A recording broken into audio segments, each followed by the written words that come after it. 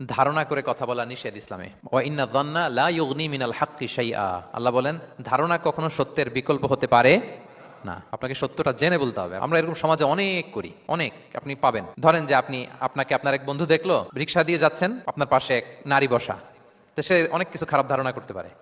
এরকম হয় না সমাজে?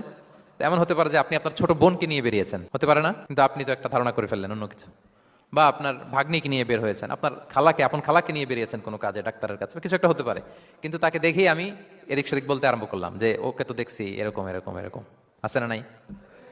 আমাদের সমাজে আমি দেখেছি যে কারো যদি ঠোঁট কালো হয় তো মানুষ ধারণা করে নেই লোকটা মনে হয় সিগারেট খায়। কিন্তু সিগারেট সেবন করা ছাড়াও কারো ঠোঁট কালো হতে পারে কি পারে না বলেন? এই যে এগুলো সমাজে প্রচলিত। বিয়ে করার পর পর ইমিডিয়েট যদি কেউ একটা গাড়ি কিনে বা হুন্ডা কিনে, এটা কি বলে বলেন তো? এই বোধহয় শ্বশুর বাড়ি থেকে যৌতুক নিয়ে আসছে। দেখছেন?